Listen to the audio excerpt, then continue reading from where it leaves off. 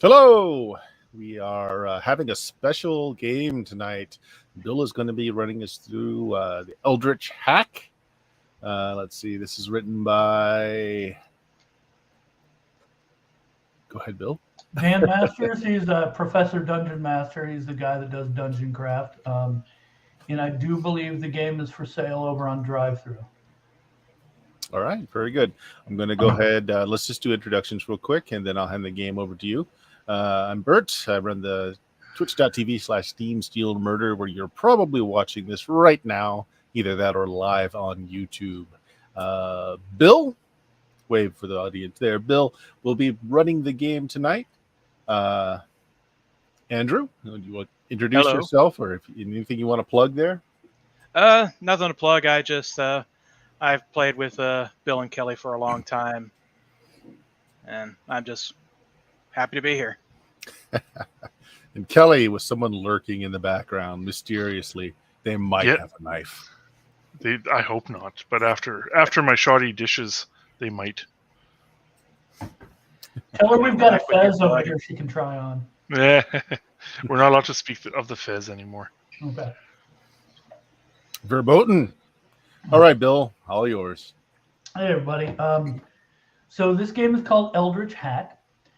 It is taking place starting the afternoon of April the 13th of 1912 on the RMS Titanic. The only stipulation that you can be anything you want for your characters. Doesn't matter. It's a pretty free-form game. The only stipulation is that you must be first-class passengers. We're going to go ahead and roll up characters because it's incredibly easy. Basically, you roll your ability scores, you choose an occupation, and then you choose your character name, and that's it. Then we get to start playing. So, and I'm going to suggest, I mentioned this to you guys earlier, I'm going to suggest we each roll 2 characters. You have a primary and like a secondary, in case something were to happen to your first character. Not that, anything would, but. Okay, so first off, there are 4 attributes. First one is skill. Basically, anytime you attempt to do something that falls within your area of expertise, anything that makes sense that your character would know how to do, you get to add your skill to a D20 roll. To determine your level of skill, you roll 3d6, and you take the highest number of the 3, and that's your skill. Pretty simple. So why don't you guys go ahead and do that for your characters? All right. Now, does Owlbear roll for us, or do we have to roll? You can do either. How does one roll an Owlbear? Oh, wow, that sucks. So you roll 3d6 and you take the highest of what you rolled? Yes. A 3. Wow, okay. Right. How do you roll an owlbear? On the left-hand side of the screen, there's a little square with a dot in it. That's the dice tray. If you click that, it opens your dice tray, and then you've got all the dice on the left-hand side. All right. Got a 4, a 4, and a 1. So that's 4 for character 1. And for character 2,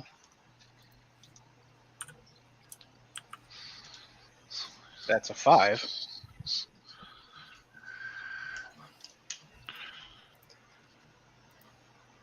That's a 6 for character 2. Nice. And you can start with either character, doesn't matter to me.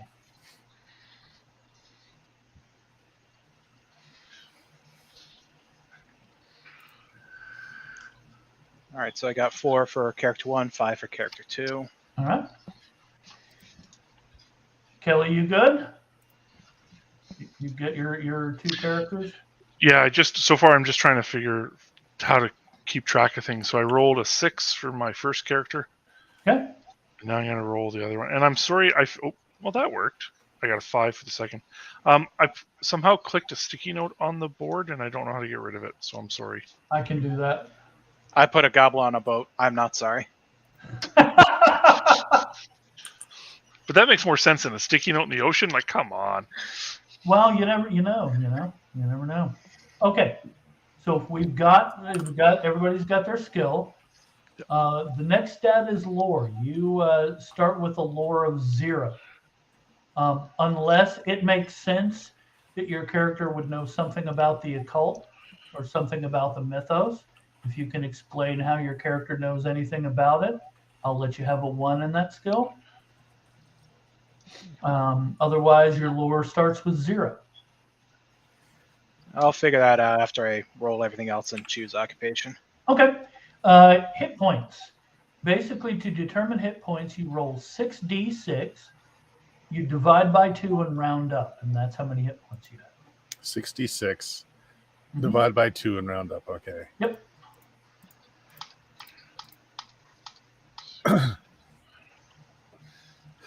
So 8 hit points for number 1. 11 for number 1. Wow.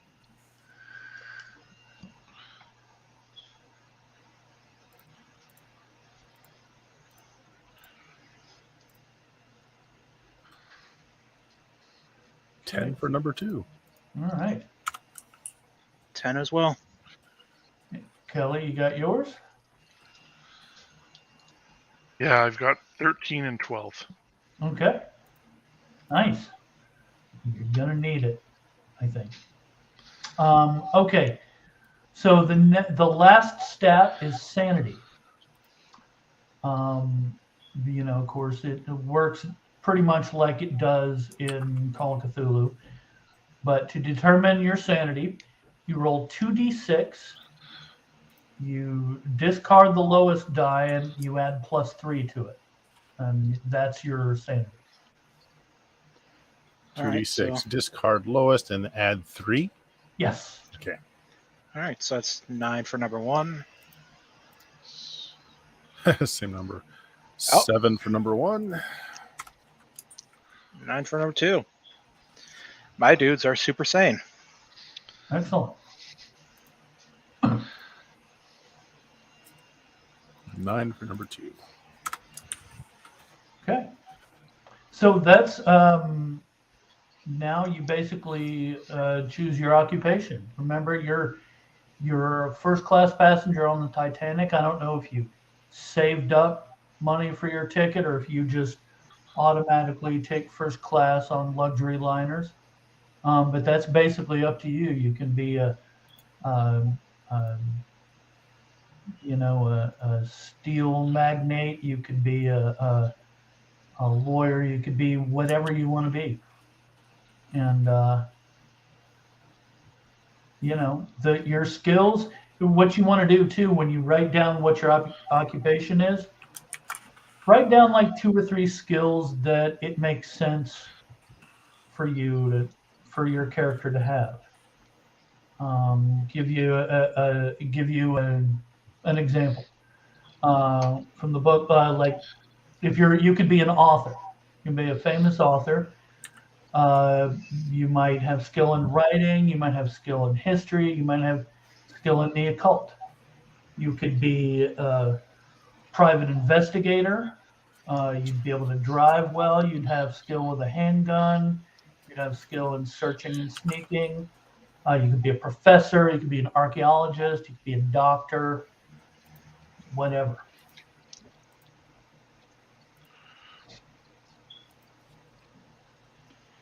So whatever sounds reasonable for skills. Like I said, it's in between 2 and 4 skills. I'd say just write down what you got, and if it makes sense, sounds good. As far as money and equipment, the game pretty much assumes that most characters are middle-aged and have money. I mean, you're first-class passengers on the Titanic, so you're not hurt. You don't have to worry about, needing money for this or that. And equipment, you have what you need to do your job. You have what makes sense. If you're a professor, you probably don't have a submachine gun. Well, plus it's 1912, so I don't think they had submachine guns in 1912. If you're a private investigator, it probably makes sense for you to have a gun.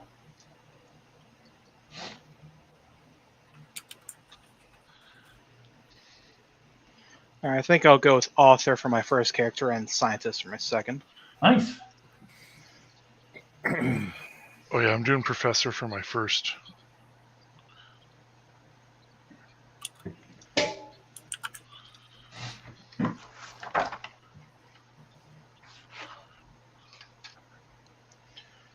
All right, so writing, history, occult.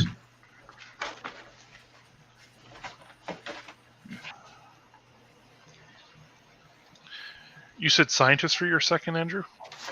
Yeah, I think I'm going to go with like a chemist type guy for number 2. Okay. Bert, what are you picking for your 2? Oh, me? My first Or one Bill? is going to be a washed-up has-been popular singer of the time. Nice. He hasn't had a hit in a while, but he's got some money stashed. That's Mr. Rollins Rourke, who has a skill of 3, so he's not particularly good. He had a one-hit wonder. And then Maximilian Severance. He's an explorer. Okay. So basically,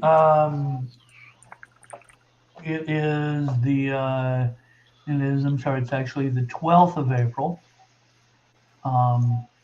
You left the previous day from, I guess Ireland was the last place it stopped before it went on to New York. You're on your way across the Atlantic to New York. You have been invited to a special luncheon by the esteemed professor. Well, I don't know if he's a professor, but his name is Jefferson Shaw. He's sort of a sensationalist, philanthropist. Think like Howard Hughes or the guy that financed the trip to get calm, something like that. He's last several years he's been sponsoring an expedition to Egypt to recover a lot of artifacts, and he you've been invited as prominent passengers on the liner to a special luncheon. You're not sure exactly why. They haven't told you much except he has something interesting to show you. You're shown into this room. It's on A deck. Luxury suites. There's a reception area where the party is being held. There's probably 2 dozen people here, including the captain of the ship. Captain Edward Smith. John Jacob Astor is here. There is a really haughty steel tycoon by the name of Kaladin Hockley and his interesting fiancee Rose. And everybody's just sort of their high class appetizers are being served. At one end of the room there's a big box. You're not really sure what's in it. There are photographs and things around from his Egyptian archaeological dig. And after a while it's people are mingling. The curtains are drawn, so the lighting is a little creepy. And after a little bit, after everyone eats, guy gets up, he introduces himself. Hi, my name is Mr. Jefferson Shaw. I've recently financed a trip to Egypt, as I'm sure you all are aware. We have uncovered a lot of artifacts, a lot of things that are going to be donated to the Metropolitan Museum. And I wanted to show you some of the finds from my trip, as well as some of the things that will be combined into a display of what I like to call parapsychological developments of the first magnitude, as developed by the ancients.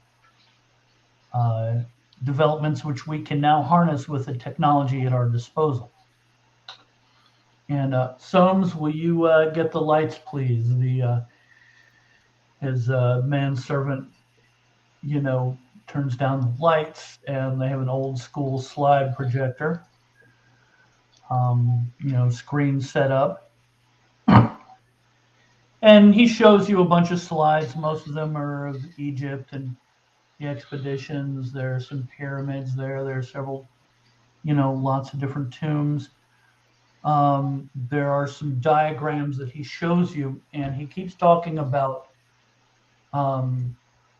the Egyptians' purported ability to contact the dead. His supposition is that they were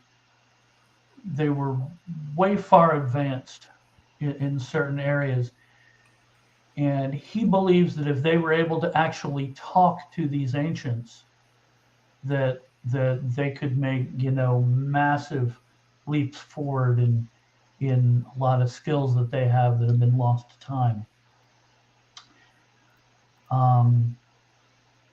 The slideshow lasts about 15-20 minutes.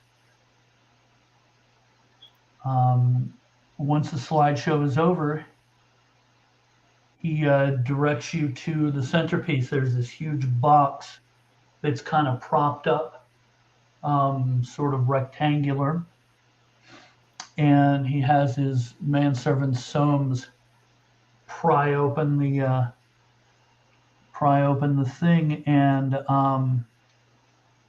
there is a large sarcophagus. Obviously Egyptian. It's a little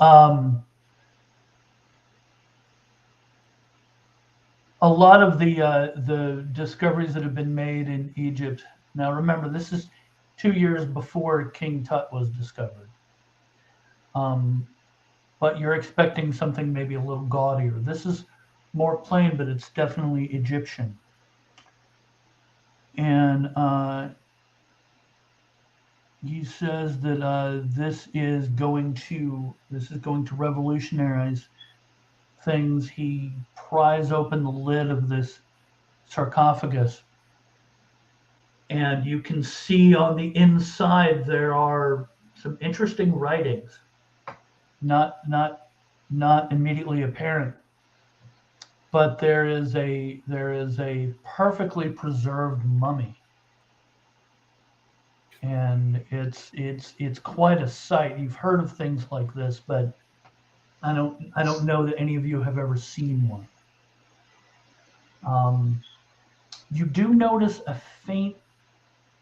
It kind of smells like someone's burning some kind of incense in here. That it's just started as soon as he's brought this out. He shows you the markings on the sarcophagus. He says, I'm open to questions. If you would like to come up and take a look, you may.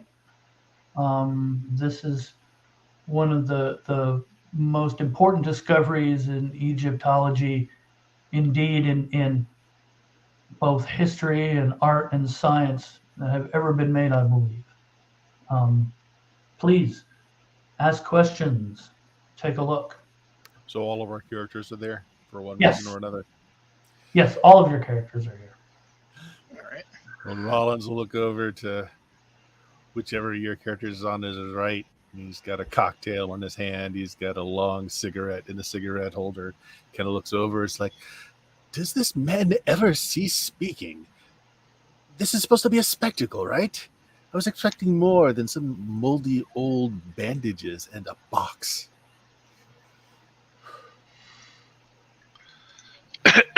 Anyone else? Anyone have any? What do the words say? Andrew, you going to say something? Yeah, my character's next to him, writing down notes, like really fast, and handwriting he can barely comprehend. He's like, "Well, no, this is actually quite riveting. It's just, it just needs a little bit of showmanship, so to say. Needs a little pizzazz." So What does all the strange writing say? What does it mean? Well, he invites you up to take a look. There's conversations starting all throughout the room, people talking amongst themselves, people, asking questions. He says, we believe these markings are invocations of some sort. We're not exactly sure what they mean, but you're welcome to come take a look, should you wish.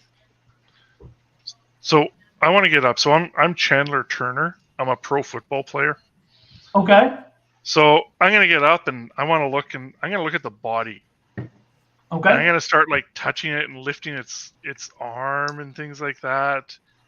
Because I'm a football player. I don't know about these things. As soon as you do that, both he and his manservant will be like, sir, please. This is a very old artifact. It's very delicate. As you can see, she is very well preserved. We believe that this is the mummy of the priestess Hetunaway, and we really would like to not have it damaged. I'm sure you understand. You are welcome to look. We do ask that you try and refrain from touching. So I'll just like drop the arm with a thunk. It's like, oh, sorry, I thought you said there was all these invitations along the side that we could come and look at and touch and everything like that. No invocations, sir. He points out to you the sarcophagus lid, and there are hieroglyphs and things inscribed into the lid. And I'm going to look at those and I'm like, well, those are cool pictures. Are any of you students of Egyptology or occult or anything like that? My character knows the occult. He's a fiction author from Maine. Okay. So he dabbles in a bit of everything for his pulp stories. Okay. And he's copying down the invocations around the sarcophagus on his notebook. One of the things that you notice is that several of the invocations written on the lid are curses, written in the name of Set the Jackal-Headed. And of course, you know that Set is associated with chaos and darkness. In mythology, he murdered his brother Osiris. He is a demon god, a harbinger of ruin.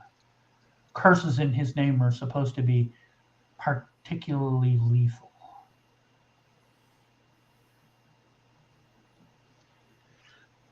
So what was this mummy's name again?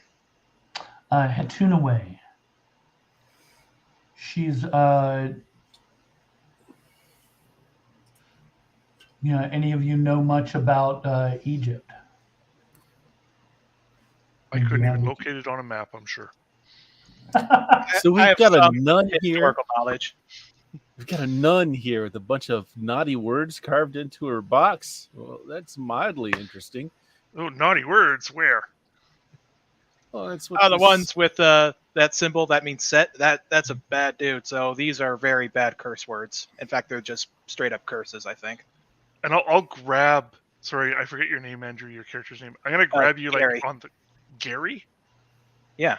So I'm gonna grab Gary kind of by the shoulder and pull him close. I'm like, you got to teach me these naughty words, dude. Oh yeah, sure. And I'm gonna point to one. What's that one? And then I'm like, what's that one? And what's that one? And that one. Oh, that one looks dirty. Look at that one. Oh yeah, that is. Yeah, see that penis-shaped symbol? Yeah, that's penis. Here in England, it's all the rage to roll these bandages up and smoke them in hookah pipes. Ew. What are your characters' professions, Bert? I'm an entertainer. My other one is an explorer who's just sitting in the crowd, bored. An explorer. Well, you might know, and the author might know this too. It's really difficult to get artifacts like are being displayed here out of Egypt. It's not normally, they don't just let that stuff go. And I'm guessing they learned from the Victorian era. Yeah, they they like to keep Egypt stuff in Egypt. Like I said, there's some stuff that's out, but they've usually travel with a retinue of people from Egypt itself, sort of preserving their artifacts. To have a showman like Jefferson Shaw bring a mummy of this importance out of Egypt it's a little curious. So questionable legality. Neat. The explorer shrugs. It's like, I've got people to deal with that. Now, Kelly, your character, the football player, you actually touched the mummy, right? Oh yeah. Before Okay. I realized I wasn't allowed to, and the guy got mad at me. So, That didn't make me feel good. So I would like you to make a sanity test. Okay. Oh, an American footballer. So I'm gonna set the DC. The DC is kind of high. Okay. DC is gonna be 15. I want you to roll a D20 and add your sanity score. Okay, so my sanity is 8. Okay. And a D. Sorry, still getting used to this. So 8 plus 18 is 26. Okay. Sorry, 24.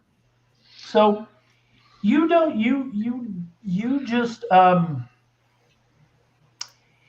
you don't want to admit it to people around you because you're a big tough footballer, but Totally am. you feel a little shaken after touching this creature.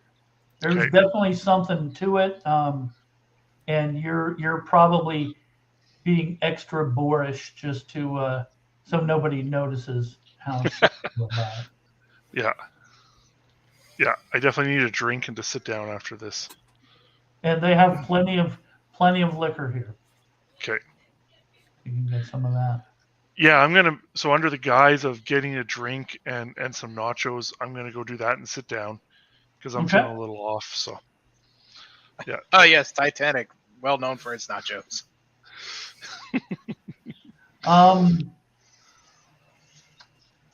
Okay, and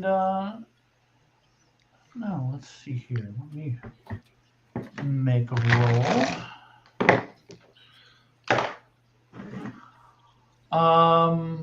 Andrew. Yep. Your character also notices when you're checking out the lid. Though it has been carefully tidied up, you notice some electrical wires and clamps. And there is sort of behind the box, behind the sarcophagus, there's a little box that is plugged in somewhere and is generating some kind of electrical field. You can barely sense it, but there's something going on there. And as you look more closely at the mummy, you can see that some of the wrappings near the head and the arms have been moved aside and then moved back.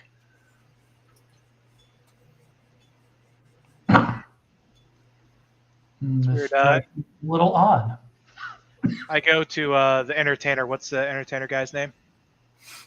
Rollins. Rollins. Rollins, you're in the entertainment business. Maybe you know about behind the scenes stuff. You know what this might be? Oh, sure. Certainly. I've worked on stage as an actor a time or two as well. They've got all kinds of contraptions like this. That is most definitely a... Good roll for it. So what is it? A D? What do you roll? D20. Uh-huh. And what are you trying to figure out and come Seeing up with? if the contraption has anything to do with stage or screen. in some kind of effect or some kind of instrument for Okay. entertainment. Okay. So Fairly easy since you are pretty familiar with this. So roll a d20, add your skill, and you just got to beat a 10. Ah, rolled off a 19. You definitely think it has something to That do is a smoke machine. Obviously, they're going to do some kind of pyrotechnics later. Perhaps they're going to give the girl a good old send-off by igniting those rags. Oh, I can't wait for the fire show. I guess they didn't learn from the Victorian era after all. Your character sort of jumps a little bit, Bert, because it turns out when you say this, Jefferson Shaw himself comes right up behind you and goes, actually, it's not a smoke machine. There are various, scientific breakthroughs that we've made and machines that I have been working on, and we haven't had a successful test yet, but we've been getting closer. This is going to revolutionize science and communication, and specifically communication with the dead. Oh, it's a telephone with an address book for the dead. I see. In a manner, that's a simplified way of looking at it, but yes, that's kind of. Too it's a way bad. for us to talk to the ancients. The smoke effect machine would have brought more interest. I'm not opposed to a little showmanship now and then. I prefer, though, to let the actual scientific, properties of this shine through. Oh, my dear. You do realize what all science runs on, don't you? What is that? Money. Money, sir. Money. And nothing attracts money like a spectacle.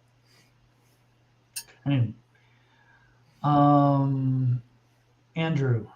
Yes. As you're looking around, looking at this, you notice there's a mirror right next to the sarcophagus, and you see a bunch of, you see the reflection of yourself and all the people in the room. There's also a woman there. She's dressed in traditional Egyptian garb, and she does not look happy. Is she standing in the back or laying in the sarcophagus? Well, no, she's just standing, behind you a little ways, and when you turn to look at her, there's no one there. Make a sanity roll. All right, that's a D20. D20, add your sanity.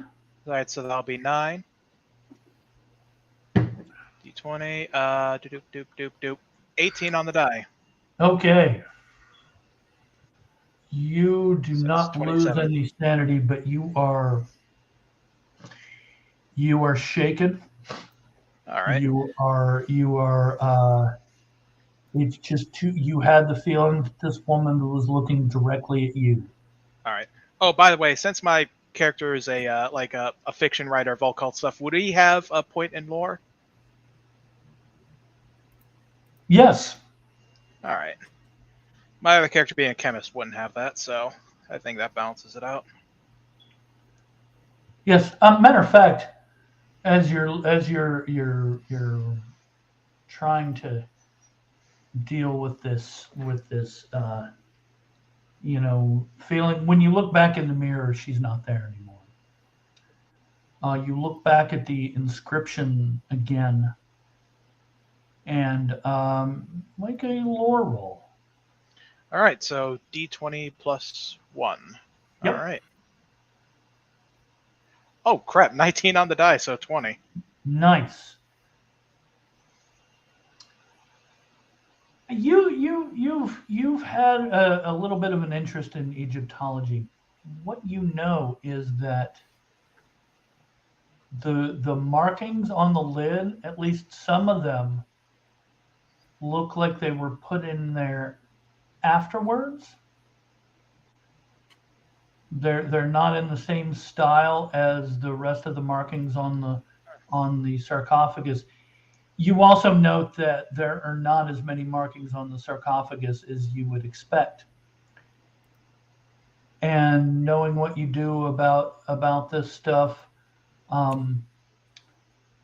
the invocations on the lid are meant to keep something in. So, two theories. One, in the far past or near past, this sarcophagus was opened up and somebody scribbled more stuff inside. Or two, which is highly unlikely but makes for a hell of a novel, something that was already inside decided to add their own little flair. Yes. Because all the newer inscriptions inside. Yes. Ooh. Yes. Jefferson Shaw does call attention to everyone and goes, now, if you all have any questions, you may ask them of me, of course. Feel free to eat. We will conclude this in about 10 or 15 minutes. We do ask your discretion in letting most of the passengers know that this is here. It it took a little bit of doing to get this out of Egypt, and we would not want there to be any trouble because of it. I'm sure you understand. And if you have any concerns about it, please bring them to me. I'm more than happy to assuage any concerns any of you might have. All right. The captain comes over and speaks a few words to him, and then goes off and leaves.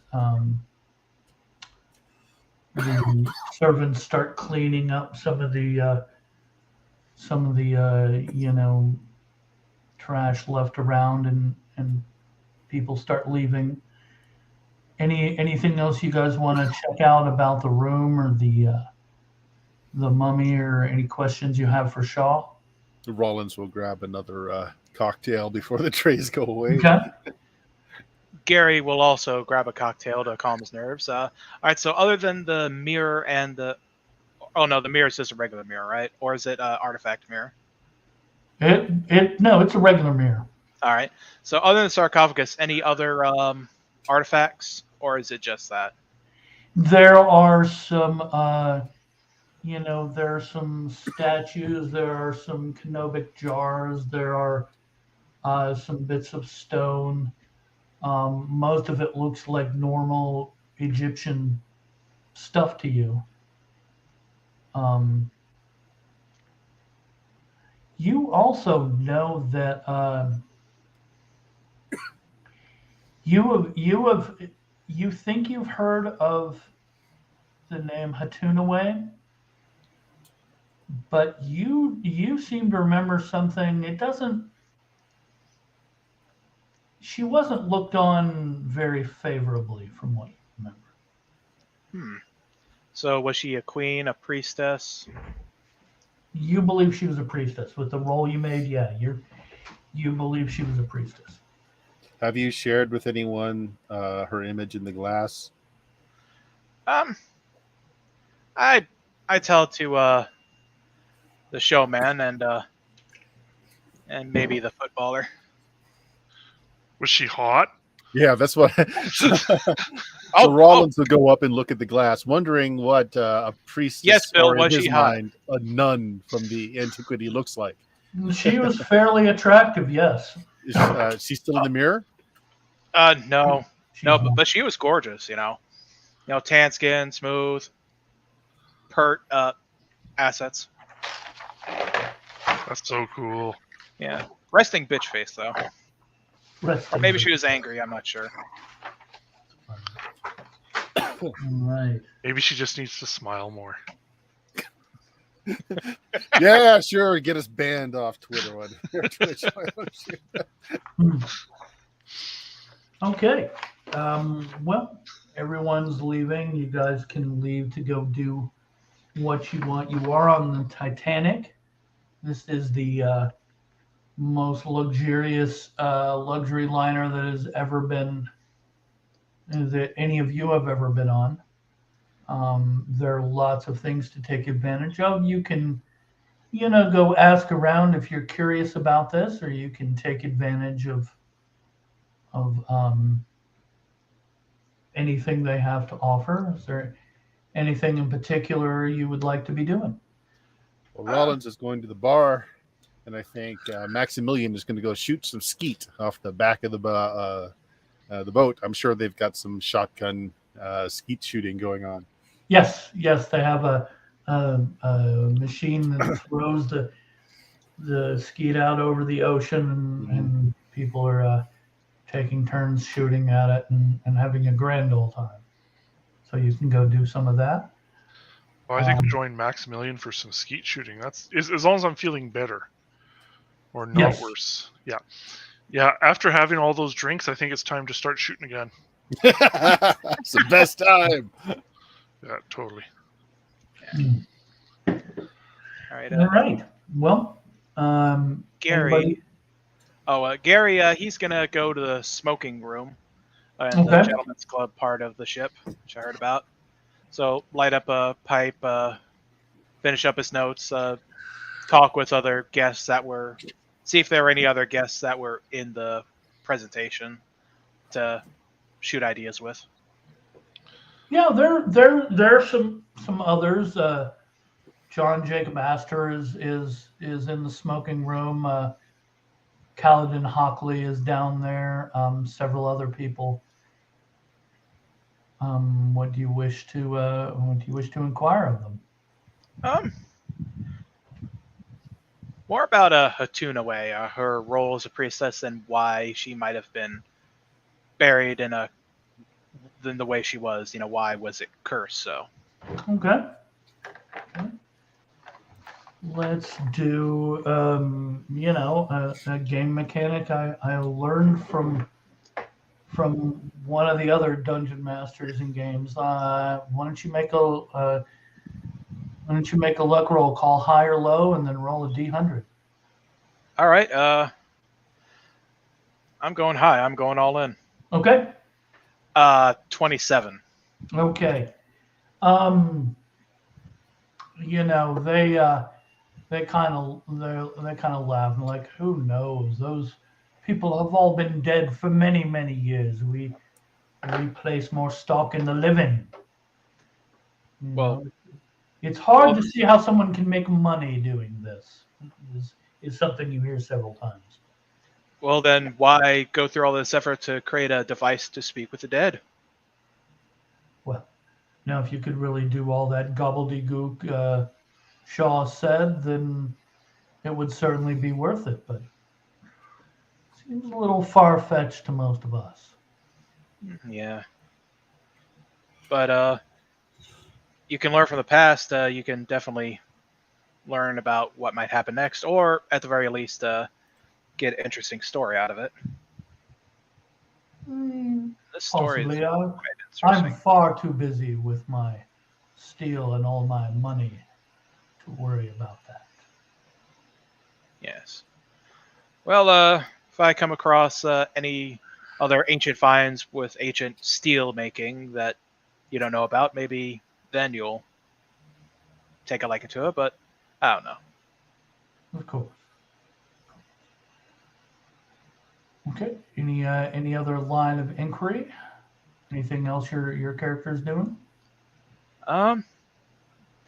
Anybody who's more familiar with the hieroglyphics, more accurate translation. Okay, so you're going to look for someone that might be more familiar with hieroglyphics. Yep. What you're saying. Okay. Let's see here, and I do have some of this written down. Experts.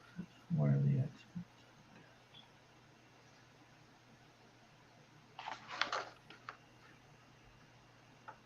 Okay, you are able to find a you were able to find a venerable professor of Egyptology that you've heard about.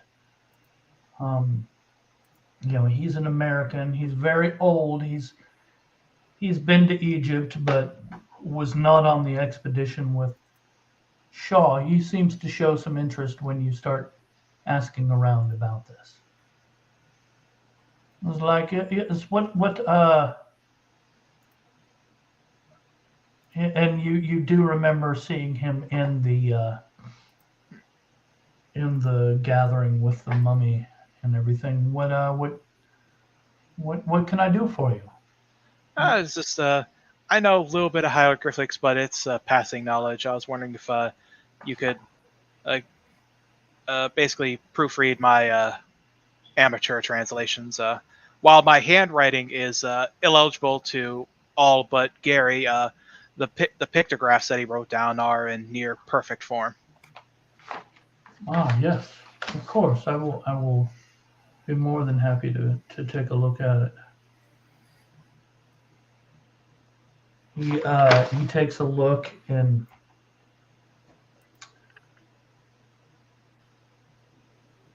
well, this is your supposition that these were added afterwards. That makes sense. These characters here, and he points out several of them. It seems to be that they are trying to keep this Hatun away. I've heard her called the Unlucky Priestess. Legend tells it that she was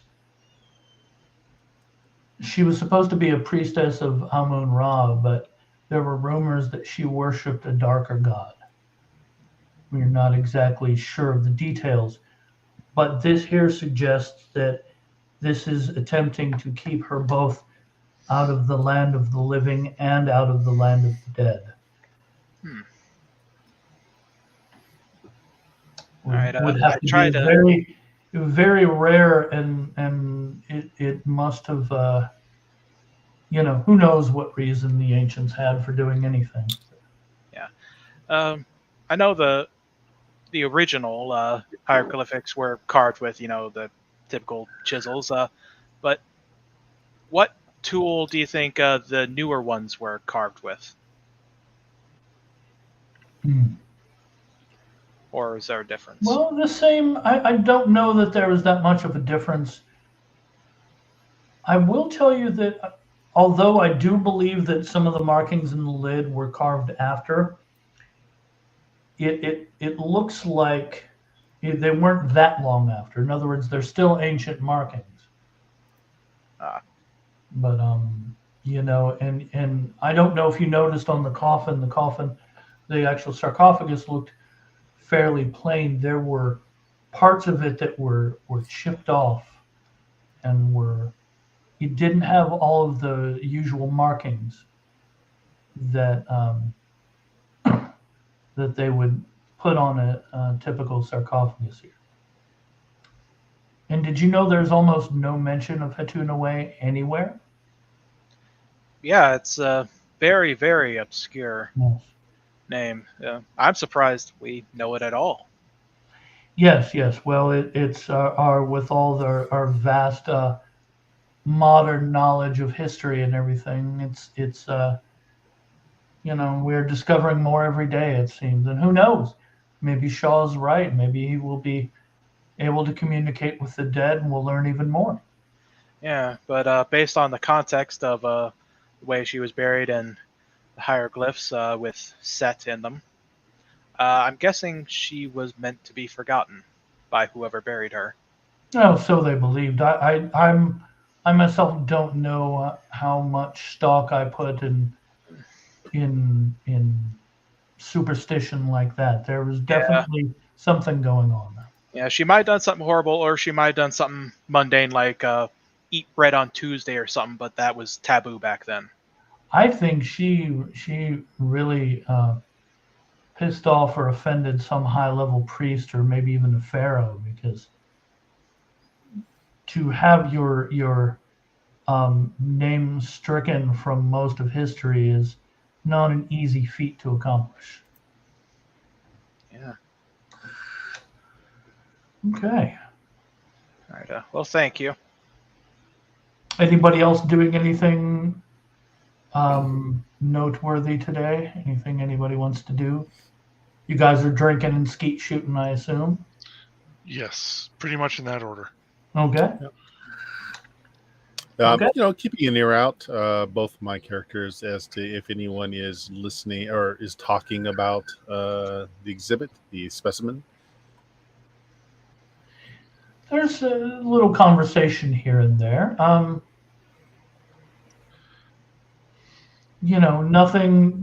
Most people are skeptical of Shaw's ability to contact the dead. He's more than willing to talk to anybody about it at any time. He's very it's almost like he's a salesman trying to sell people on this idea. And he gets quite an audience sometimes. So as we're skeet shooting, I'm definitely telling anyone who'll listen about the dead body. So you're not even trying to keep it. You're just like, hey, did you see the dead body in there? Well, it's an old mummified body. I mean, yeah, Chandler definitely would think everyone would want to know because it's kind of cool and interesting. It's not something you get to see every day. And he's like, but whatever you do, don't touch her. It's a her, right? Sorry. Yes. Whatever you do, don't touch her. This uptight guy is kind of uptight about it. You hear comments, people in passing, every once in a while, when you're making these grand statements. You'll hear someone mention new money. I have no idea what that means. I just pass that off, and I'm like, well, that's just like new money that was just printed recently. Yes, of course. Right? Of course. Or that just got into my pocket because I got paycheck from my team. So you're a person who probably has come into money recently. You're not part of a family that's had money for generations. Oh God, no. So a lot of these people are old money, which means that their families have had money and their families had money. Oh yeah. Sorry, Chandler doesn't know what that term means. Yes, Chandler. Yeah, Chandler is clueless about that, right? Yes. Yeah, being a footballer in a time before helmets probably doesn't help either. I think they had little leather things, right, that they wore on their heads, like rags. Sometimes. Really kind of like what Bert's wearing, but made out of leather, right? Like what's that movie with George Clooney? You could wear a leather helmet if you're a sissy, sure. Oh, I like that. Yeah, that's totally it. Yeah, you don't believe in wearing helmets yourself. You play a proper sport like rugby, says Rollins. God gave you a tough head for a reason. Okay. So the rest of the day and the evening pass without incident. Most of you forget, or not really forget, but you move on to other things. There really is a lot to do. Andrew, what's your author character's name? Gary Stein. Gary. Okay. Gary is, you continue to feel a little uneasy about the thing that you saw. It's not enough to really shake you or affect any of your interactions, but it's something that, is on your mind a little bit. Yeah. Several of you meet the next day. It is April the 13th. And you're meeting for lunch at the Café Parisien. It is one of the premier restaurants full of, Italian and French cuisine. And you are, of course, Jefferson Shaw is here. He has an audience over in another corner. He's very loud. People are having a great time, but it's not too terribly obnoxious. You don't feel like complaining. But after about halfway through lunch, this woman comes in and just marches straight past several people and starts talking to Shaw. Now, the first thing that most of you will notice about her is that she doesn't exactly look like she belongs in this area of the ship. Her dress is a little shabbier than most of the people here. You believe that she may be at best a second-class passenger. And she really does seem to be have a problem with some of the people that. And she really does seem to have a problem with Shaw. You catch the phrase, Monsieur, you must get rid of that horrible creature. You hear her keep talking about her husband and crying, and Shaw at first is trying to be placating, but she's getting more obnoxious, and after a while there are people that come to some of the servants here come and escort her out. You have to physically move her out of the cafe. And this area is off limits to all but first class passengers, you hear them say. And she is escorted out, and she is like, get rid of it, get rid of it. And she has a pretty thick French accent as they're taking her off. And it does seem, she looks a little familiar. You're not real sure where you've seen her before, but you're not sure where you would have. Like I said, she's at best a second class passenger. Any you guys gonna just sort of let her go and go on with your lunch? Any Gary's a bit curious. He'll quickly finish off his Royale with cheese. Royale. Hell yeah. Leave his pay for it, leave a tip for the staff, and follow after the shabby Parisian lady. Thank you, sir. Okay. How quickly do you follow after her? Normal walking pace. Run her down.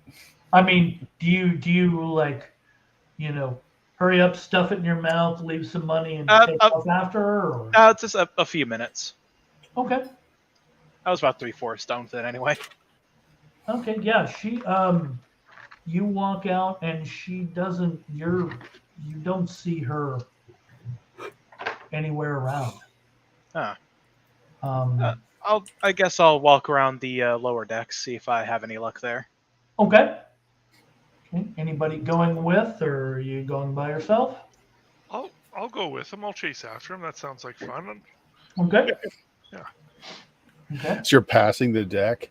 Max, not liking the frou-frou French food, just went to the kitchen's got a big steak and a potato, and he's grilling it on the deck. I pause for a minute and I decide, do I want to continue after Gary or wait for the steak? The steak will be done by the time we're finished, I think. Yeah. All right, I'll go with Gary. And Rollins will follow you guys because, there's nothing else interesting going. But he's bringing his cappuccino with him. Okay. Well, you guys, let's see here. Okay. So you kind of go down the lower decks. There's anywhere in particular you're gonna walk among the rooms. There's one of the things that makes this boat unique, this ship unique, is that they actually treat their second and third class passengers fairly well. There's a second class and a third class dining saloon. There are people, as you kind of come down and people eye you as you go lower down. People sort of eye you with more mistrust. All except for what's Kelly? What's your character's name? I keep forgetting. Chandler. Chandler.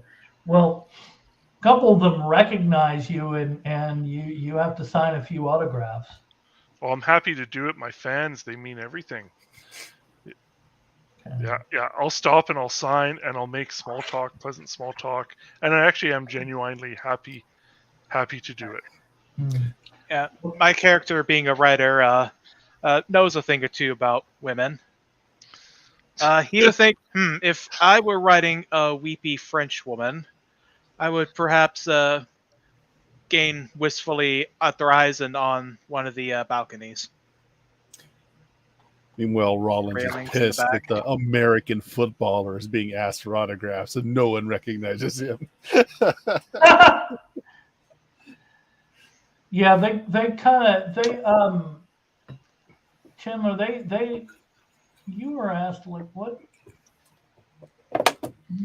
pardon me for asking, sir. I don't mean to offend you, but and of course we're happy to meet you. I mean, I've been a fan of yours for a while, but what are you doing down here?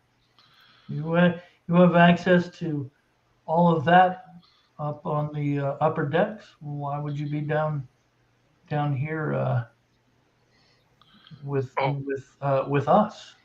Oh, I was coming for the cheeseburgers. Oh, we certainly have those. If you'd like us to, it'll take a little bit. They can rustle you up some, sure. Yeah, let's go for cheeseburgers. All cheeseburgers on me.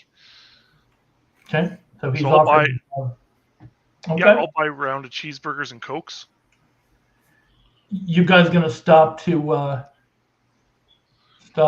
eat the cheeseburgers? Gary won't. He's still full from this Royale. Rollins will continue on. I mean, unless it's steak tartare. I mean, This is the wrong hamburger.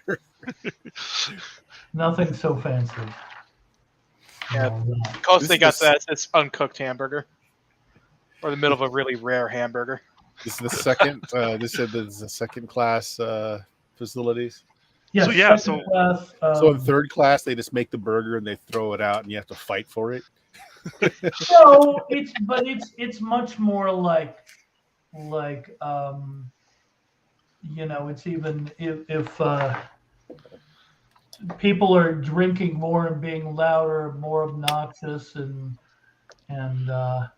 you get dirtier looks if you go down to the third class. All right. So I think we'll stick with second class. Yeah, so I'm going to take them, just before we go, I'm going to take them to the kitchen or dining room or whatever. I'll buy some burgers and Coke, and I'm going to tell them all about the mummy. By the time I'm done, everyone on this boat will know about the mummy. You have this crowd around you asking for things. Yeah. Why don't you call high or low and then make a luck roll? D100. Luck roll. Oh, I like to go low. Now, Okay. How do I make a luck roll? I forget. Just D100. D100, okay. I got 9. Okay. 009. Nice. Oh Lord. So as you were regaling, and you're you've got a good 30, 40 people at least that are listening to your fanciful tales of the mummy, and you're not sure any of them believe you, but this woman comes up beside you and goes, "Monsieur, you should not be talking so loudly about it. Hetunawe is no laughing matter." Oh, that's it. Atunawana. That's their name. Yeah, so I'll explain. Yeah, I got the name wrong. It's Atunawana. That's the mummy's name. Thank you. And I'll grab this lady around the shoulders and I'll give her a big squeeze and a hug kind of thing. And I'm like, this lady right here, she knows her Egyptians. Should I? And then I'll just keep. Sorry? Sir, could I possibly speak to you over here? Oh, sure. All right. Oh, is this the same lady we saw in the first class? Yes. Oh, sweet. I'm completely oblivious to that. So, yeah, I'll be like, okay, all right, I'll be right back. Just down. So it's like, yeah, you saved me. You got her name right. Awesome. What can I do for you? Do you want a burger? Burger for her right here. This is. You seem to believe that the mummy is a big joke, but I assure you, she is no laughing matter. You must. And apologies to Jeff if he watches this and hears my accent. But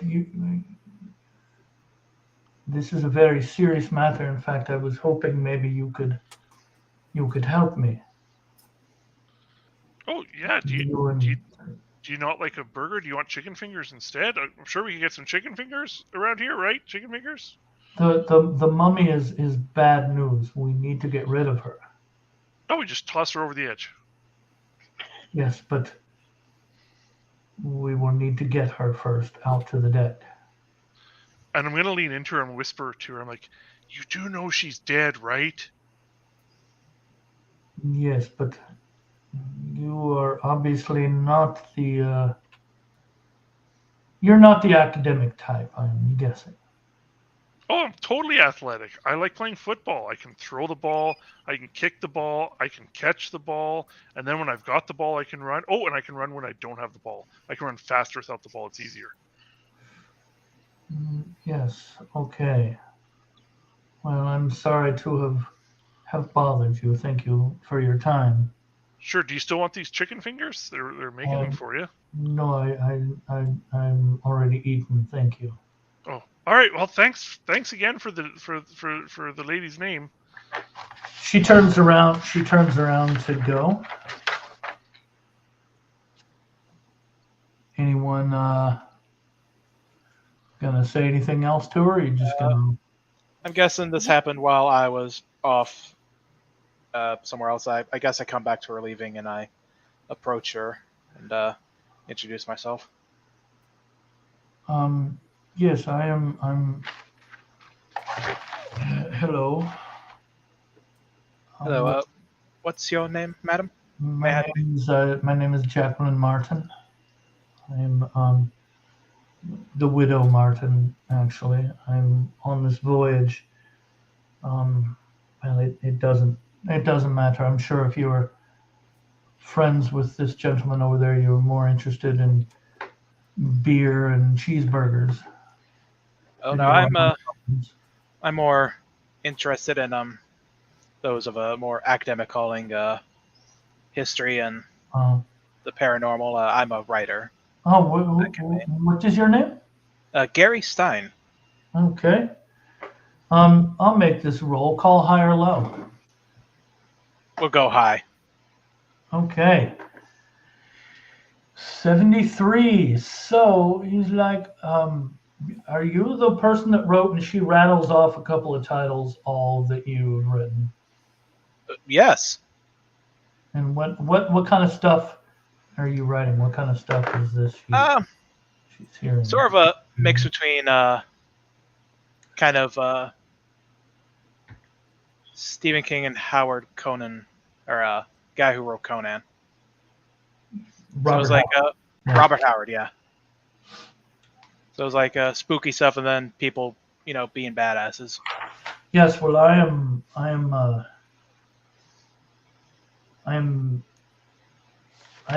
read some of your work. I'm less a fan of it now. No offense, but some of the things that I've been through. Yeah, the last few books I've been more into the action than the history. That's why I'm, I've been traveling around. I was recently in Ireland, learning about their culture. So I'm bringing back the more cerebral part of my books to balance out the action. Yes. Well, I'm sure you may have heard of my late husband. Is the noted Egyptologist Renaud Martin. He was actually part of Shaw's expedition. I think my character would know him, or know of him. Yes, you would. You would. They had a disagreement of some kind. I wasn't exactly sure what had happened.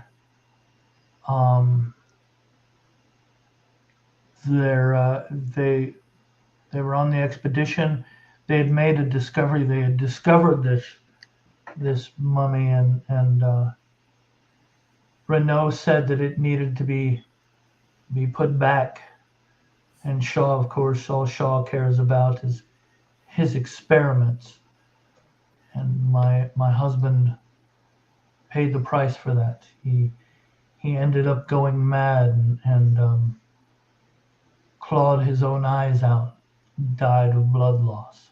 Oh dear, I'm Very, very. I need him to get rid of the mummy, and I don't know what to do.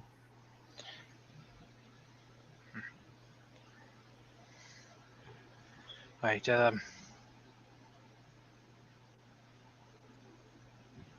don't know what to say. Sorry, but perhaps it might have something to do with the technology he's working on.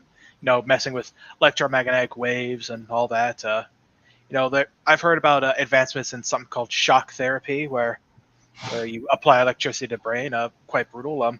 I'm sure there might be an advancement in that scene where maybe electromagnetism might be applied to the brain. Maybe it has something to do with that. I do believe there may be something to it, but this mummy needs to be returned. It is dangerous. She kind of looks around. I am part of an organization that I've been approached by people and have been to meetings. They desperately want this mummy brought back to Egypt. He didn't exactly get it out of Egypt illegally. Well, I'm sure he could report to the authorities in New York. I'm sure they could take care of it quite quickly. Well, his pockets are deep, and I did report it to the authorities in Egypt, and they told me they had the matter in hand. And well, you see how that worked out. Yes. Well,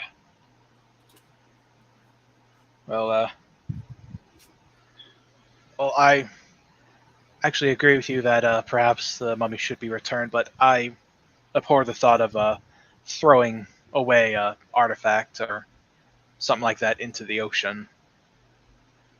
Yes. I don't think that would be the correct thing to do. At this point, all of you are sort of around the, Oh, one more thing. You guys are all sort of in the same area, I think. Are any of you somewhere else, or all of you right around? You're in the second class dining rooms. Rollins is there just staring at everything, realizing that soon his life will become this. You're all of you start to notice a particularly interesting smell, as if someone has lit some incense. It's the same smell that you had in the room with Shaw. Oh, wow. Kind of reminds you of something like the Eastern Orthodox Church might use. Also, while I was talking to her, you said she seems somewhat familiar. Now that I'm close to her, talking to her, could I put a name to that? Like, do I know now why she seems familiar? You remember seeing some newspaper story about her husband, dying in. The paper said it was a horrible accident on this expedition, and she evidently was causing some trouble. There were protests around the expedition, and she was arrested and spent some time locked up. All right, I thought it might have something to do with she looked like the lady I saw in the mirror or something. No, not at all. All right. Not at all. So you guys are smelling this incense, and all of you start to kind of feel a little dizzy. I suddenly feel the need to confess my sins.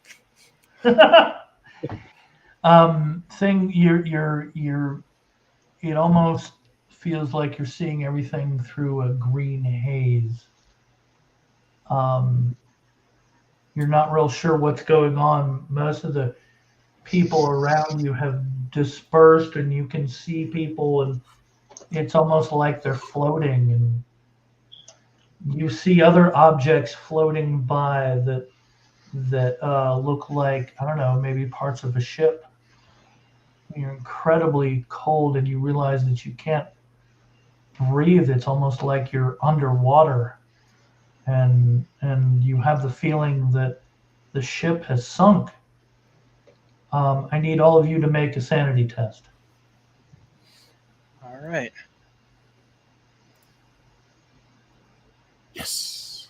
Oh, Jesus, not 20. Okay. So 29. 23. I got 10. Okay.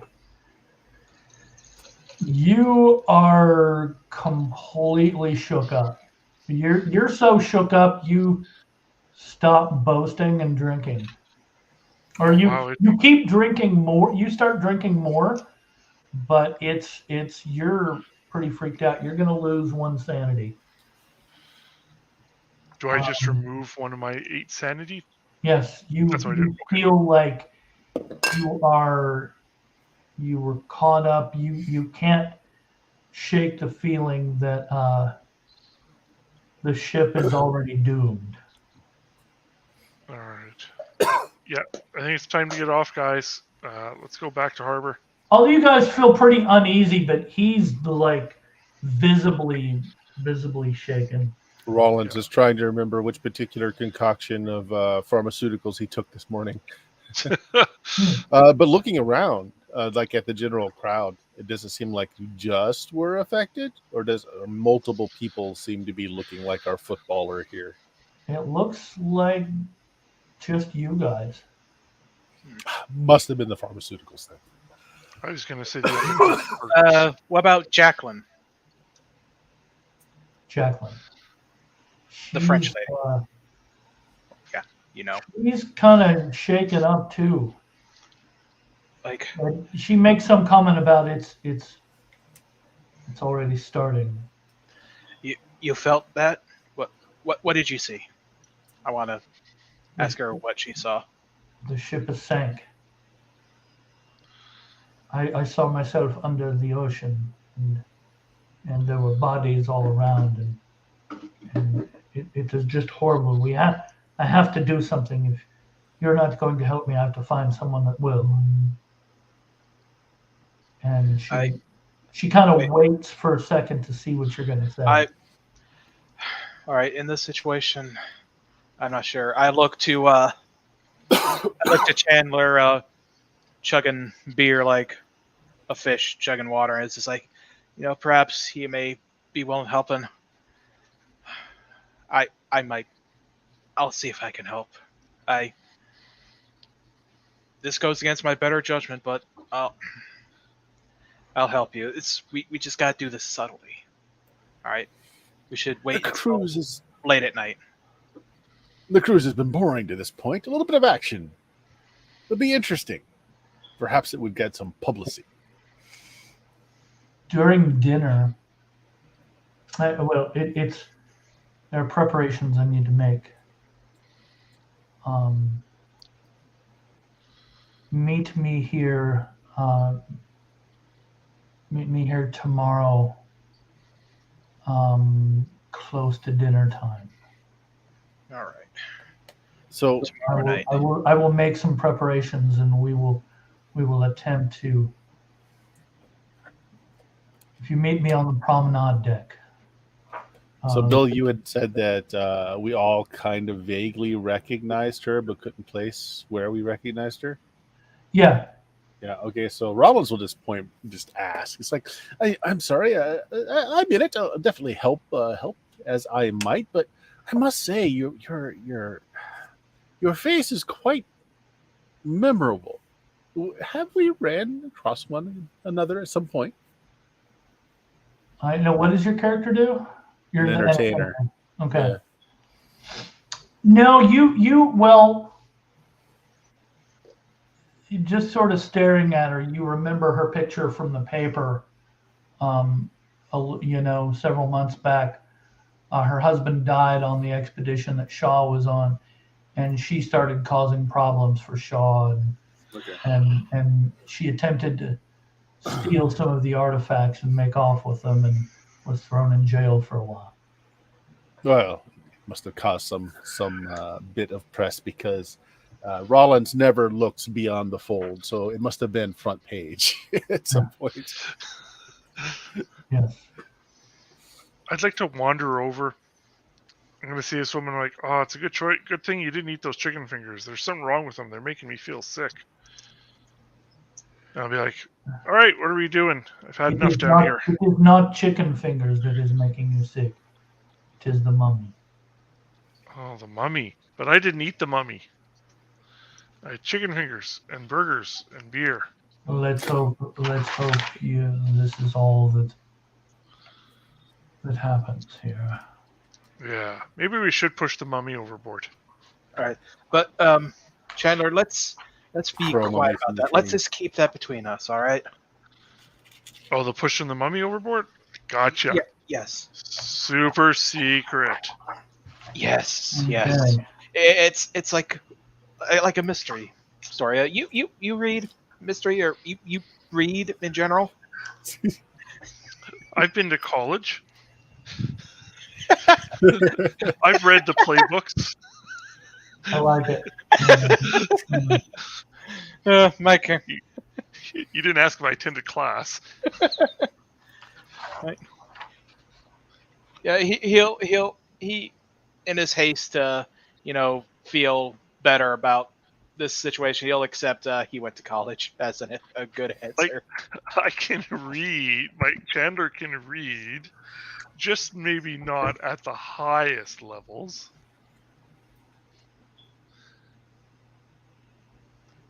All right. Okay. So she says that she will meet you tomorrow evening around supper time on the promenade deck. She has some preparations to make. She urges you to make preparations yourself and to see what else you can find out about this. Anything will help. All right. I want to lean into them and be like, she's making preparations. Does that mean she's going to cook us some fancy French supper for tomorrow? No, we're trying to throw the mummy overboard. Why don't we just pick it up and toss? It weighs several tons. Oh, that reminds me. I'm sure there are some dollies or lifts around here that we could use to help us with that. Rollins could probably help us with that. He works in stagecraft. I'm sure you're familiar with tools that help us lift things many times heavier. I've seen them in use. That's good enough for me. The mummy weighs. Wait, is that heavy? I lifted her arm and she wasn't that heavy.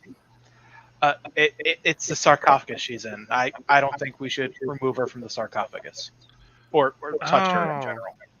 Well, that makes it more difficult. Well, they had to get it in there somehow. Exactly. So, wait. Why don't we just ask all my new friends down here if they can help us lift it? No. Strength in numbers, right? No. We need to keep it a surprise. Oh, this is a surprise for someone? Is it for that musty old guy? Jefferson or something? Yes. But when the surprise happens, we have to make sure he doesn't know it's us, all right? This is the kind of surprise. Prank. Oh, I love pranks in college. Yes. Except when they were pulled on me. Then I beat people up. Yes. But we're the ones pulling the prank. Those are the best kind. Yeah. It's just like any of the many pranks you pulled in college, except you don't tell the person you pranked. Ever. Okay. So you guys have far away off this boat. So you guys have a day to make preparations or do whatever research, take part in whatever activities you want to. What are you guys going to do? I'll walk around, look for any like spare cargo dollies or something like that we could use, or like subtly move them closer. Okay. Make a straight D20 roll. All right. 13. Lucky number. Okay. So you're able to find up on the deck where next to where they have they have a gym, modern equipment there. There are a couple of dollies there you can take advantage of. All right. So I note where they are and. Okay, so you will be kind of, as you're trying to wheel one away. One of the crew members, servants, is like, "Sir, can I assist you with anything? What do you need the dolly for?" Rollins will just pull out a 20 and say, "Oh no, we have everything under hand. Thank you very much." Very good, sir. $20. I could retire now. So he goes away. What about the rest of you? What are you doing? I'm going to play lookout. Okay. I don't know if I'm going to be a good lookout. You're not even real sure what you're looking out for. I'm looking out for icebergs, totally. Okay. It's completely open here. Yeah, you don't see anything. Water as far as the eye can see. No ice in sight. I'm totally going to spot any iceberg that comes on this side in the next 20 minutes still. All right. Okay. Another thing I want to do is while copying the writing on the sarcophagus, I made note of the measurement. I want to see if if we could fit it through the doors. It was like which doors the sarcophagus can fit through, which ones it can't, so we can make a path, as shortest path possible, where we're not scraping it on anything. Yeah. And where we could toss it overboard without having to put it over a railing, or maybe there's a railing open or damaged, or a door. It's you're going to have to figure out how to get it up and down some stairs. Oh boy. To go down to the deck. And I'm sure they have cargo elevators, right? Well, wait, no, they have. Don't they have like hoists and pulleys for the lifeboats? Couldn't we just put it? I don't know if we can get it in a lifeboat, but we could just disconnect those from the lifeboats and use it for this, and then drop it down a level or two, and then pull it in. Yeah, I mean, and honestly, if something happens to one of the lifeboats, it's the grandest ship ever made. There's really no danger of it sinking or anything. The pamphlet said it was unsinkable. Exactly, it is unsinkable. I don't even know why I'm looking for icebergs. It's not like we're going to see any. Exactly. Yeah. Okay. So while you guys are looking around, let's see who it's going to affect. All right. So Chandler, as you were looking out at one point, you smell this incense again, and you see this lake. It's getting later in the evening, and there's this sort of shadow, this shapeless entity that's moving towards you, and it kind of stops in front of you, and this sort of almost face, appears in the middle of it, and just this frightening gaze comes at you. I need you to make another sanity test. 25. Okay, you do not have an issue with it, but it kind of, there are several spindly arms that come out, and it starts to reach towards you. Oh, and I'm starting kind of like knock them away, kind of like a cat knocks things away without like a lot of force. Just swat at them. Okay. Well, it's going to. Okay. It's going to rake its fingers across your arm. Ow. And you are. It's like someone has taken a hot poker, like from a fire or whatever, and just raked it across your arm. And you are going to take 2 points of damage. Oh. Okay. I'm gonna cry out a little when that happens because I'm really surprised. Okay.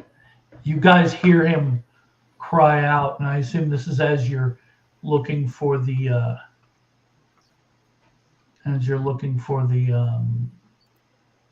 thingy, the dolly, and talking to the servant there, and you hear him cry out as he's looking out. What do you guys do? Poke my head out. I don't see him bleeding. Go back to work. I go up to him and see what's going on. Yeah, you see this map. This like, it looks like a kind of like a woman, but it's made of like shadow and smoke, and it's just, you see it strike at him. Wait, you said tentacles, didn't you? Yeah. Is it so the woman has tentacles? Yes, she has hands, and the tentacles aren't what's striking you, it's her hand. Okay, so there's hands and tentacles. I see, sorry. This is some pretty freaky shit. Would I happen to know off the top of my head or in my notes something to get her away, like a curse or a blessing? She's blessing like a hand signal or a phrase or... Why don't you make a lore test? D20, add your lore. So are we near the sarcophagus when all this was happening? No. As far as you know, the sarcophagus is in Jefferson Shaw's suite. Oh. Yeah, that's a 6, so no, I'm guessing not. Yeah, you have no idea. And actually, I want the 2 others to make a sanity test. Oh, me too? Yes. All right. 13. D20. Uh-oh. That's 12 total. Okay. You both are frozen. And you're like trying to think of anything, but you find yourself unable to move, both of you. Oh, man.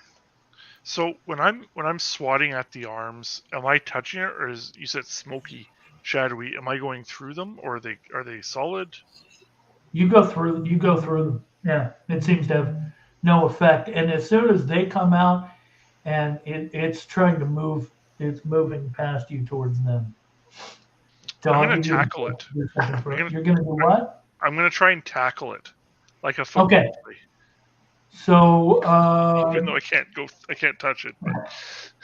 Okay, I'm going to have you make a skill roll, a D20, add your skill, because what's going to happen is you're going to try and go and tackle this thing.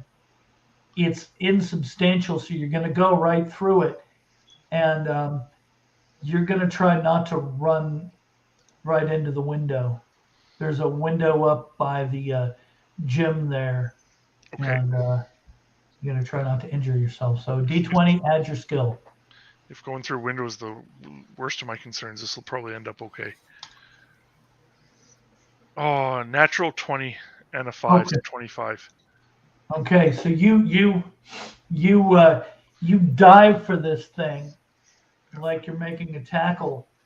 You go right through it, but you turn it into this like somersault, and you like hop up and turn around and like this, almost like you meant to do that. So I'm in between it and my friends? No. Oh no. No, you've gone past it. It's like It's a couple of feet away, and it's going for them. So I'll let you take another action before it gets to them. Oh shit! I just thought of something. Okay. I know the Titanic had cats to catch mice and stuff. Where was the last time I saw a cat, and was it nearby? That's a good question. Why don't you let's make a just make a straight D20 roll. All right. Ah, dang it, 5. Yeah, you've seen them around, but you don't see one near you now.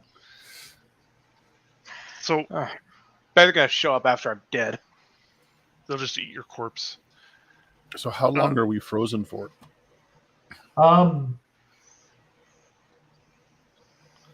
Couple of rounds. It's going to get to you and have the chance to do something, and then you'll be unfrozen. So how do I think I could run to my friends, pull them inside, and close the door before it gets there? Do I have enough time for that? That'd be pretty hard, but why don't you make another skill roll? Okay, so I'm going to add your skill. instead of pulling them in, I'm going to push them in and leave myself out as the last person to close the door so that they're more protected. So let's get this straight. You're going to run through her and push your friends into you want to push your friends into the room and close the door. Preferably with me on the other side of the door, so all three of us are in the room away from this creature, this shadow. But the last one through the door will be myself. Okay, so let's make a skill roll and see how well you do. Oh, come on. Okay. Oh, no, it rolled. Okay, so I got a 11. Okay.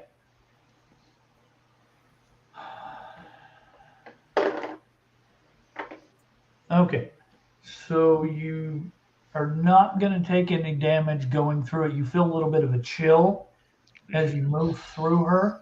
Okay. You're able to hit them and push them through the door. Yeah.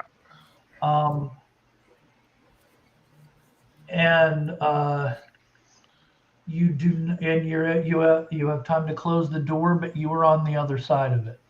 I'm on the wrong side of the door. Okay. Yes. So she's going to make another attack at you. Okay.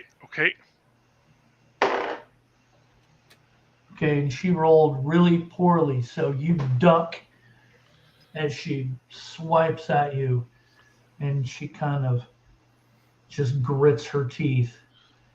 And now you guys are unfrozen because you've just been knocked into this room, and no damage or anything, but he basically pushed you into this room, shut the door. He's on the other side facing this thing. This thing has just tried to swipe at him, and he ducked. What are you guys going to do? What room are we in? Cover my mouth or make sure it's not looking at me, and knowing that cats and are guardians of the den stuff with my vague knowledge, I try to make a somewhat convincing meow. I like that. I don't think you have any skills that are gonna. Well, don't we have an actor? Do you have any skills that add to that? I am an actor. Yes, yeah. Rollins, meow like a cat. Okay. Yeah, roll a D. Yeah, Bert, roll a D20. What's my motivation here? I mean, what kind of cat are we talking? Are we talking Siamese? Are we talking? I guess it doesn't matter. A sphinx, sphinx cat. Yes. All right. Oh, that was cocked. I'll let you re-roll that since it's cocked. No, don't worry about it. It's a 2. I mean, it's just right. so that's a 5 total. You say meow, but it's just like meow and you kind of cough. Meow. Okay. Alrighty then, Kelly. What are you going to do? Hiss. Meow. Oh, that was the greatest scene that this will ever see. I'm gonna pick up. So I'm gonna pick up like one of the lawn chairs and use that to, like, it's kind of smoky. So I'm thinking I can wave the smoke lady Okay. away with a lawn chair. I'm gonna try. Okay. Like fan it away. Yeah, fan it. Thank you. Okay, Or I just like that. try blowing on it. Add your skill. Add my skill. Okay, it is athletics. I am athletics, not academics. Oh, I got a 10 total. Wow. That unfortunately is not enough to do that. Okay. She's going to attempt to reach out with two of her tentacles and put them on either side of your head. I'll probably scream like a little girl, but let's see what happens. Okay. Yeah, you it is able to, you try to fan it away. It kind of gives you this evil grin and puts this on either side of your head. You are going to take, well, okay, you're going to take a total of 3 more points of damage, and then it dissipates. I'm feeling pretty violated here. The smell of incense goes away. I do not like that smell anymore. Yeah, so it's gone. I'm just staying still, hoping that it doesn't come back. I open the door behind him and quickly usher him in. You're gonna have to pull me. I ain't moving, dude. Yeah, I pull you with some struggle. Then of course I turn to Rollins and go, meow, really? Thought you were an actor. You're I'm out of practice. you guys are kind of freaked out. Bert, your character is like, while you're a little frightened, you're like, wow, man, if I could get some of that special effects in my stage shows, that would be awesome. So I'm gonna be like, it put its tentacles on me. She tentacled me. She's sucking my brains out. Yeah. Right? I need that. Yes, you need that. Totally. It's in my mind's like, oh, poor girl, she'll starve. Are there marks where she hit, like where she scratched my arm or tentacled me? Yes. On the head? You have 2 marks. You have a mark on either side of your head, and it's like about a 4-inch long scar on one of your arms. Is it like bleeding, or any of them bleeding? Yes. They are. So I need a long shirt and a big hat. Cover those things. One of those winter fur hats where the flaps fold down. Perhaps we should visit the clinic first. Also come up with a reason how you got those and not tell them what actually happened. Okay. So is everybody going to the clinic, or are the rest of you doing something else? No, that sounds good. Yeah, I'll take I could take a shot of many things right now to calm down. Okay. Well, they take a look at you and what happened to you? And I'll just look at them, and I'll look at my friends, and I'll look back, and we're shaking. I'm shaking my head like, don't tell them the truth. A cat attacked me. Meow.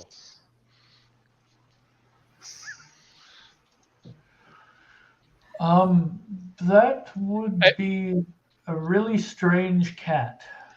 It tripped him.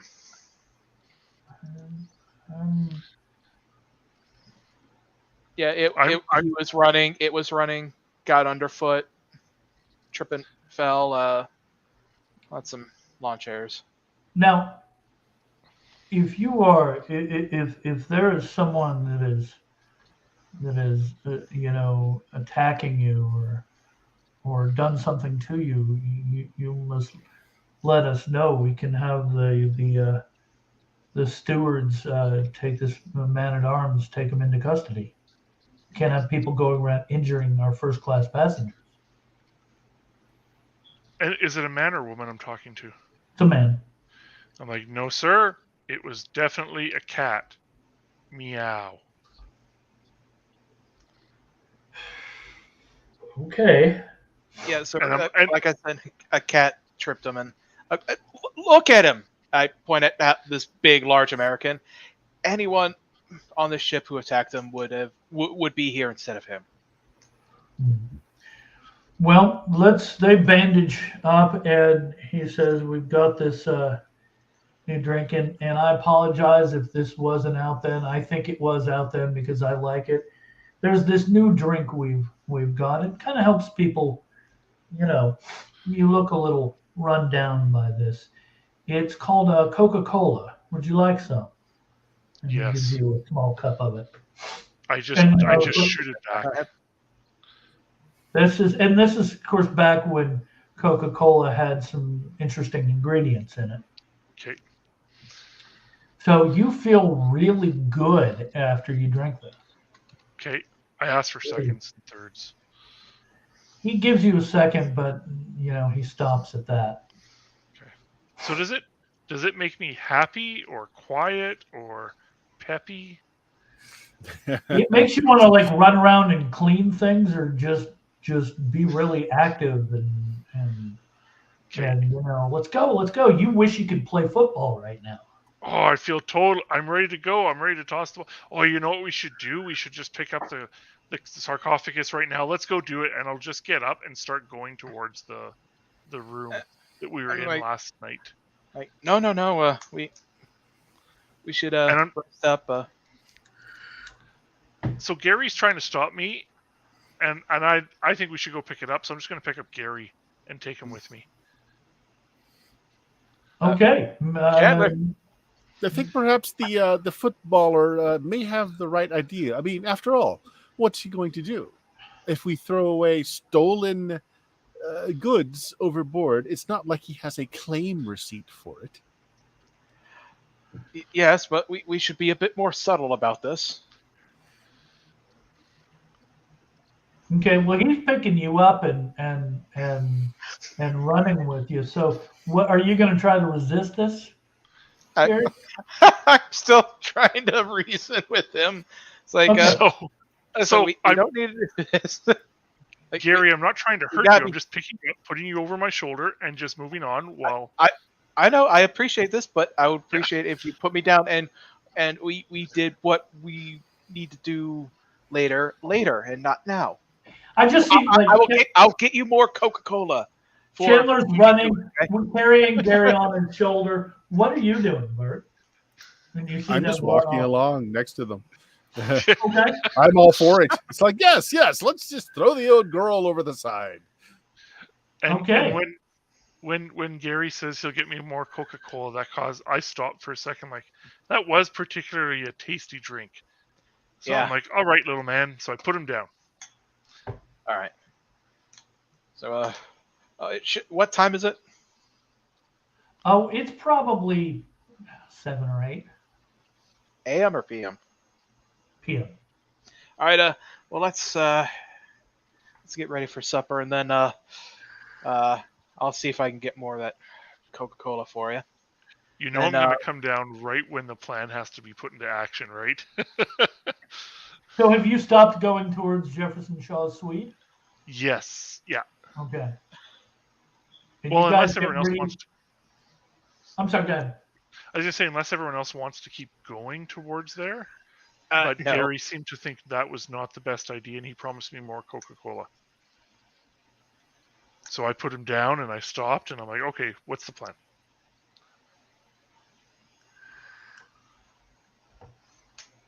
All right. Yeah, Bert's along for the ride. It's just like, this is interesting. All right, so are we meeting with Jacqueline tonight, or did we plan that tomorrow? Well, that's for tomorrow. All right. Sorry. We'll see if we can. I'll see if I can find Jacqueline and tell her if we should move up the time scale. Okay. Tonight. Okay. Meanwhile, I'm going to be looking around for some cats. Yes, cats. Okay. Um, sure. Why don't you make a straight D20 roll there, Bert? Oh, I want some more acting from. You're having a rough time. Like you see some, but they get away really quick. These are smart cats. Yeah, they know what's up. Yeah. Yeah. They're like, no, you're playing a Cthulhu game. I'm not coming anywhere near you. Yeah, I have the feeling Chandler goes and changes his outfit like 30 times. Well, I got to cover the scars and everything, right? I can't be seen with scars like that. Yeah. Okay. And so Gary's looking for this woman. Okay. Where are you going to look for? I'll check the balconies and, of course, the second class area as well. Can I help? I'd like to. So I'm gonna help, and I'll be like, knock, knock, knock, crazy French lady, knock, knock, knock, crazy French lady. How about you go to the second class area and get some more burgers? You know. Oh, those didn't make me feel so good last time. Yeah, you No, don't. that was because of the lady. All right, she's gone, and Or you know, it was the burgers. you know what helps with a hangover? A bit of the hair of the dog. So you know what helps with I that? haven't seen there's Some more dogs burger. around. Who would shave a dog and have their hair? Right. Anyway, just get some more burgers. All right. You don't find her in the second class area? You guys look around for a while and don't find her? Huh.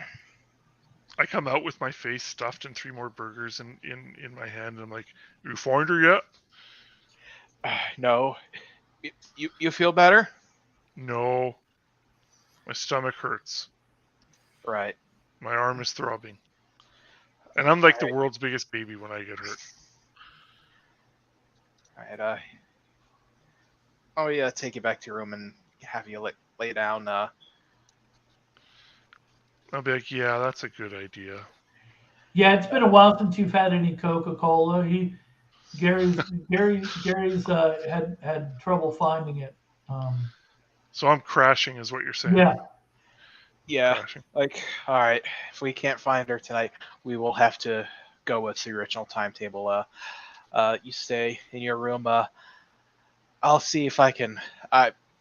I'll check up with Rollins about the cat, and if not, then maybe I might have better luck. Yep, you're gonna look for cat. Yes. Okay. Maybe if we lure it with some of this second-rate beef. I'm sure I could find a tuna can or something like that. And my character, he probably has a cat at home. No, Why don't you make a straight D20 roll there, Gary? All right. No cat lore. No. 13. 13. You are able to find a what color is the cat? Describe to me the cat you find. I find a little white cat. You find a little white cat just hanging out on your bed in your room. Oh, that is so adorable.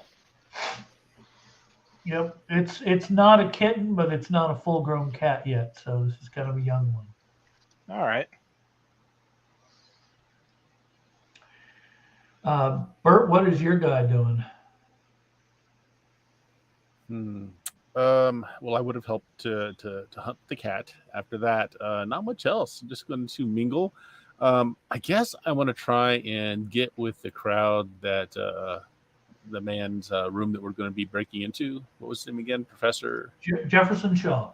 Jefferson Shaw. Try to find him and see what he's talking about. Get an idea of when he goes to bed, when his room might be empty, that sort of thing. Yes, you find him in one of the first class smoking rooms, having a brandy and talking with several people, and he greets you, says, "Ah, yes, you were at my presentation. I'm sorry, Mr. Rollins Rourke.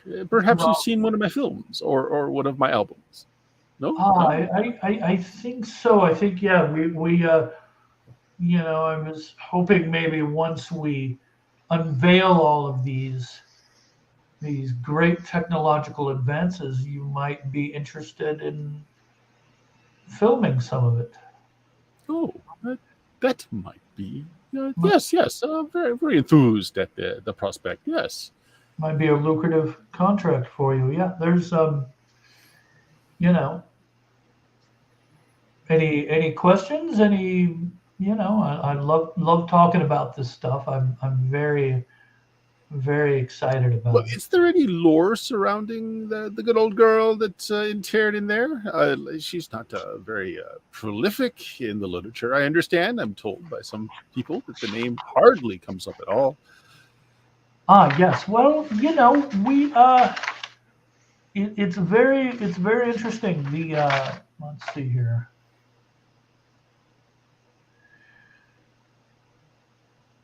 Well, this the Hetunaway was called the Unlucky Princess or the Missing Priestess. I'm not sure how much you're aware of goings on in Egyptology circles, but people have been there's not much mention of her. We figure that there's a reason for that. We don't know what it is, but I feel like if I can contact her, then I might be able to find out not only why she was stricken from history, but I want to unlock the secrets of communicating with the dead. I want to unlock the secrets of the ancients. They you've seen or heard of the pyramids. Those blocks are huge, and there's no way with modern methods that something like that could be constructed. And if we can figure out things like that, there's no telling what we can do. As a matter of fact, and he kind of looks around a little bit and says, now I have to be careful who I tell this because evidently someone's been speaking about this mummy all over the ship. And there's been a lot of talk about it. I'm not sure how that happened. But a little later this evening, I found a medium. I don't go in for such things. I've developed several machines to try to talk with the dead. None of it's worked, but thought about trying to contact this Hetunaway. You'd certainly be welcome to attend this seance should you wish. I would love to, indeed. But tell me, the moniker, the Unlucky Priestess. Well, what does that come from? Any idea? Well, we are not sure, but now, again, this is just hearsay. But I found one person that said that she was not a priestess of Amun-Ra. She was a priestess of the god Set, who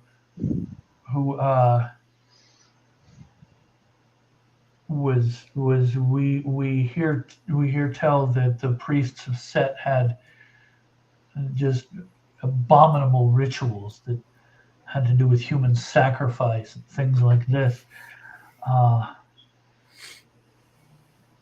We don't know the particulars of it, but she was purported to be into some pretty bad stuff, but the secrets that she carries with her. I mean, she obviously did something that struck a chord with some very powerful people back then, and I want to find out what it is.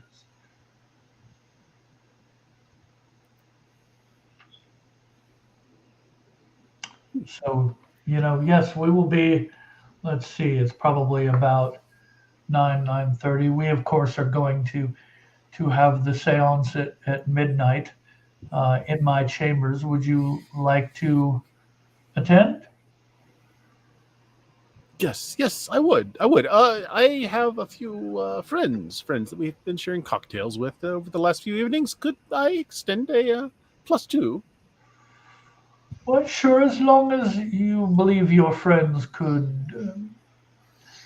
I realize a seance, it's not exactly scientific, but I would like people to take it seriously. Do you believe that your friends might be able to do that? I believe they could be persuaded to be of the right temperament. Yes. Yes, have you and your friends, anyone that wishes to attend, come to my room at 11:45 this evening, and we will contact the missing priestess. Ooh. And that's probably a good place to call it for the night. All right. Nice. Wonderful. That was awesome. All right. Gonna blame it all on second-class beef. Second class beef could be, yeah. It's hallucinations, I'm telling you. That's the cat's name now. Yeah. Second So, class yeah. beef. Second-class beef. Nice. Okay. Perfect. Okay. Just rolls right off the tongue. Or just call him beef for short. Mm. Okay. So, go ahead.